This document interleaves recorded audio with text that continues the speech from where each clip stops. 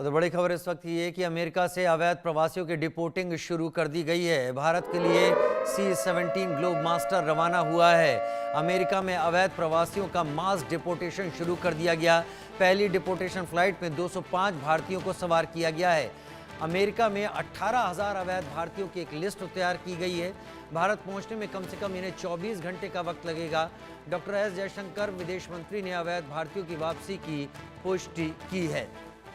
ये वो भारतीय हैं जो वैध तरीके से अमेरिका नहीं गए थे, ये अवैध रूप से अमेरिका के अंदर दाखिल हुए थे।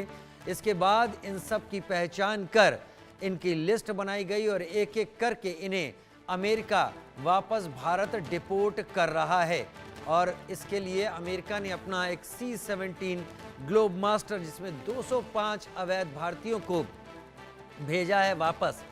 ये भारतीय वापस आएंगे तो उम्मीद इस बात की भी है कि भारत सरकार की एजेंसियां भी इनसे इस बात की पूछताछ तो करेंगी कि आखिर किस तरीके से, किसकी मदद से ये अवैध तरीके से अमेरिका में दाखिल होने में सफल रहे थे और बिना किसी दस्तावेज के ये अमेरिका में कैसे रहे, किसको इन्होंने इस एवज में पैसा दिया।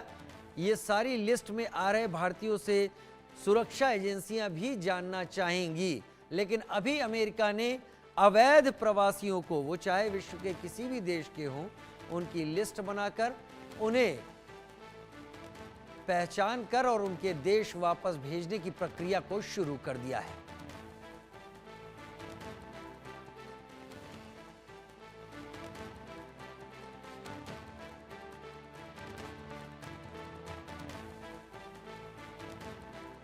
डोनाल्ड ट्रंप राष्ट्रपति अमेरिका के, उन्हें आप देख रहे हैं, उन्होंने इस बात को सुनिश्चित किया कि अब अमेरिका में कोई भी अवैध प्रवासी न रहने पाए।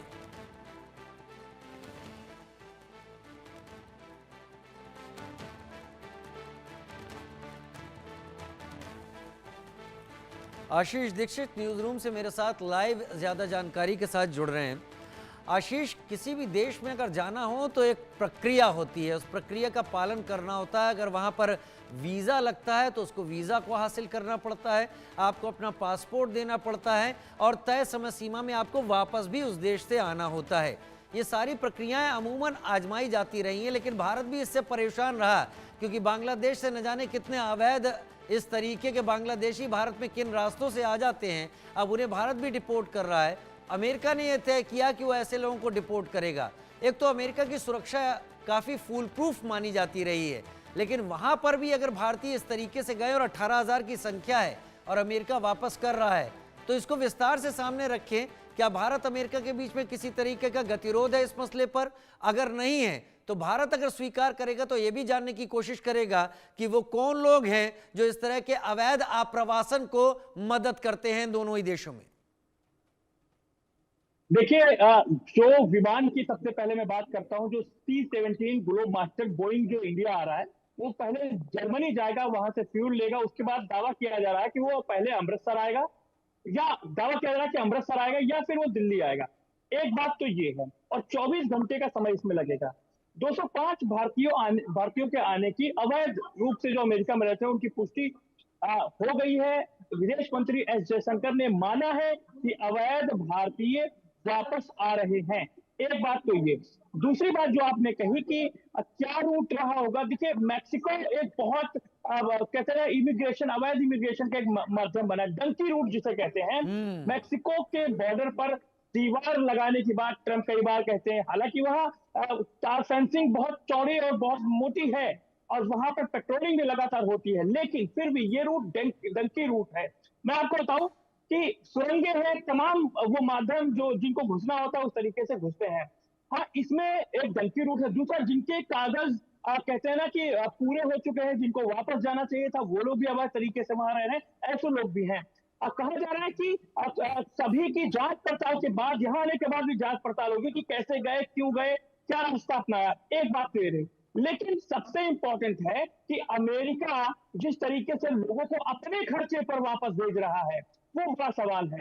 एक मैं आंकड़ा पेश करूंगा कि ग्वाटेमाला, पेरू और होंडुरास, यहां पर से भी अवैध तरीके से वहां लोग पहुंचे थे। अमेरिका ने यहां पर भी लोगों को वापस भेजा और 4 लाख रुपए, भारतीय रुपए में बात करें तो 4 लाख रुपए एक व्यक्ति पर खर्च हुआ है उसे वापस भेजने में। तो बहुत महंगा प्रोसेस है ये।